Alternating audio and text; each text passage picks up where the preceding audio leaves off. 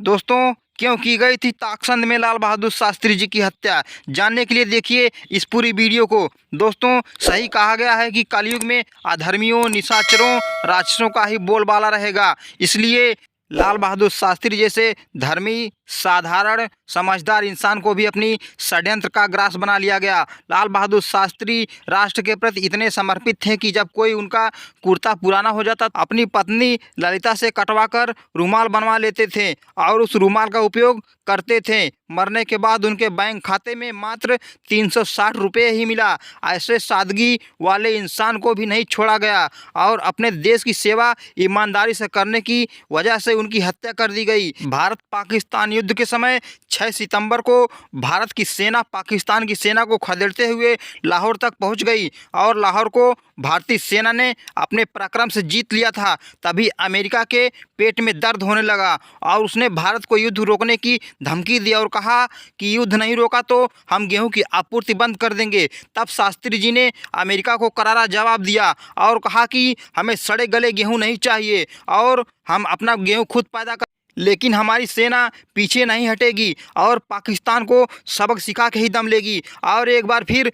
जय जवान जय किसान का नारा दिया और शास्त्री जी की ऐसी स्वाभिमानी बातें सुनकर अमेरिका भी सदमे में आ गया। फिर लाहौर से अपने नागरिकों को निकालने के नाम पर युद्ध विराम की याचना करने लगा। फिर उसके बाद अमेरिका रूस ने छलपूर्वक शास्त्री जी पर दबाव बनाना प्रारंभ किया और उन्हें बहला फुसलाकर उनकी शर्तों पर ही समझौता करने के नाम पर रूस की राजधानी ताशकंद में बुलाया। हर विदेश यात्रा में शास्त्री जी की पत्नी उनके साथ जाती थी, लेकिन इस यात्रा में उनको भी कई बातों में उलझाकर भारत ही रोक लिया गया और रसोइयाँ एक मुस्लिम और डॉक्टर और कुछ सलाहकारों के साथ ताशकंद के लिए रवाना हो गए। वहां ताशकंद में शास्त्री जी अपने बात पर अड़े रहे कि यह समझौता तभी होगा जब पाकिस्तान अधिकृत कश्मीर को पूरा खाली करे, तब हम लाहौर को खाली करेंगे। लेकिन ज़बरदस्ती उनके ऊपर दबाव बनाकर कि ना जाने कैसे हस्ताक्षर करवा लिया गया और पाकिस्तान के राष्ट्रपति आयूब खान के साथ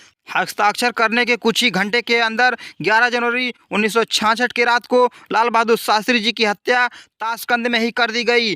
आर्यन चुंग जो शास्त्री जी के डॉक्टर थे वो भी ताशकंद यात्रा में शास्त्री जी के साथ गए थे। शास्त्री जी को कोई भी हार्ट अटैक समस्या नहीं थी, वो बिल्कुल स्वस्थ थे। ऐसे में हार्ट अटैक की बात सिरे से खारिज हो जाती है। साथ ही उनके शरीर का वो पोस्टमार्टम किया गया था कि नहीं, उसका क्या रिपोर्ट है ये भी आज तक नहीं पता चला। कहा जाता है कि ताशकंद में शास्त्री जी को उसके मुस्लिम रसोइयों के द्वारा दूध में जहर मिला के दिया गया था। बाद में वह रसोइया पाकिस्तान चला गया था।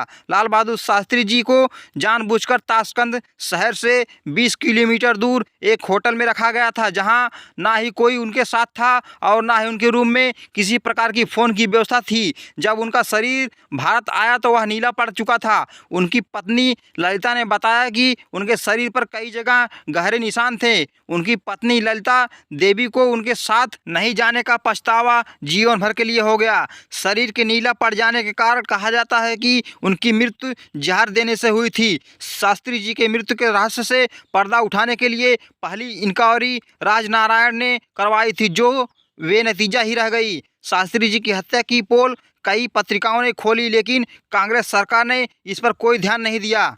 2009 में दक्षिण भारत पर CIA की नज़र नामक पुस्तक के लेखक अनुज धर ने सूचना के अधिकार के अधिनियम तहत कांग्रेस सरकार से लाल बहादुर शास्त्री जी की मृत्यु से जुड़े जानकारी मांग की, तो कांग्रेस सरकार का जवाब था कि शास्त्री जी की मृत्यु के दस्तावेज सार्वजनिक करने से हमारे देश के अंतर्राष्ट्रीय संबंध खराब हो सकते हैं और इस रहस्य से पर्दा उठते ही देश में उथल पुथल का माहौल बन सकता है। यह तमाम कारणों के कारण जानकारी नहीं दी जा सकती। और सन 1978 में प्रकाशित एक हिंदी पुस्तक ललिता के आंसू में शास्त्री जी के मृत्यु की करुण कथा को स्वाभाविक ढंग से उनकी पत्नी ललिता देवी के माध्यम से कहलवाया गया था। ललिता जी जीवित थीं। शास्त्री जी की पुत्र सुनील शास्त्री जी ने भी सरकार से अपने पिता लाल बहादुर शास्त्री जी के मृत्यु के रहस्य से पर्दा उठाने की बात की थी। कहा यह भी जाता है कि ताशकंद में सुभाष चंद्र बोस ने लाल बहादुर शास्त्री जी से मुलाकात की थी और उनके वापस भारत आने का भी